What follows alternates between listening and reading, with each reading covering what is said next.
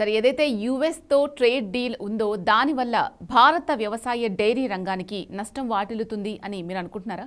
President Trump చెప్పింది ఏంటంటే ఈ వాణిజ్య ఒప్పందంలో భాగంగా $500 బిలియన్ అమెరికన్ ప్రొడక్ట్స్ను కొంటామని మోడీ హామీ ఇచ్చాడని ట్రంప్ చెప్పాడు.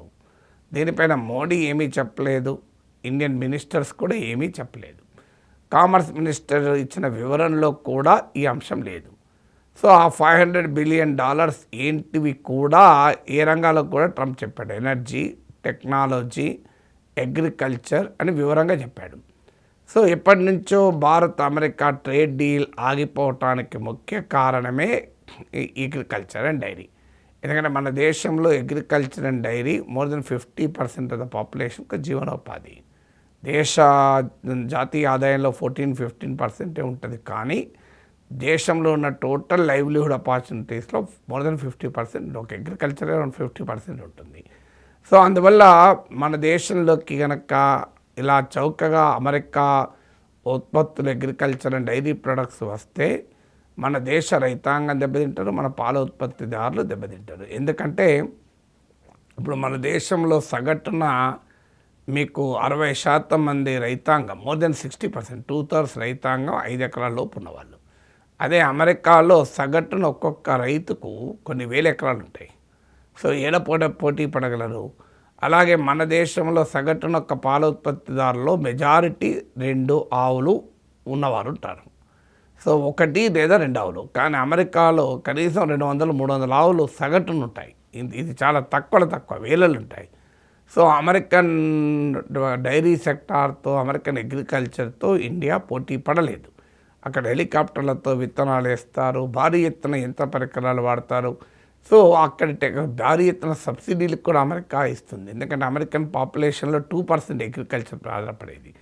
సో అందువల్ల అమెరికాకు, ఇండియాకు అగ్రికల్చర్ అండ్ డైరీ సెక్టార్లో పోటీ ఉండే అవకాశమే లేదు. ఈ అంశంపైనే ఇంతకాలం ఆగింది. అయితే మోడీ ప్రభుత్వం ఇప్పటికే రాజీ పడ మొదలుపెట్టింది. ఇప్పుడు ఆగస్టు 15 మాట్లాడుతూ ప్రైమ్ మినిస్టర్ మోడీ అన్నది ఏంటంటే, మా రైతుల, పశుపాలకుల ప్రయోజనాల పరిరక్షణలో నేను గోడలాగా నిలబడతానన్నాడు. ఇది ఆగస్టు 15 రోజు అన్నాడు. ఆగస్టు 18 రోజు కాటన్ పైన ఉన్న 11% ఇంపోర్ట్ డ్యూటీ ఎత్తివేశారు. దాంతో బాగా లాభపడ్డది అమెరికా, ఆస్ట్రేలియా.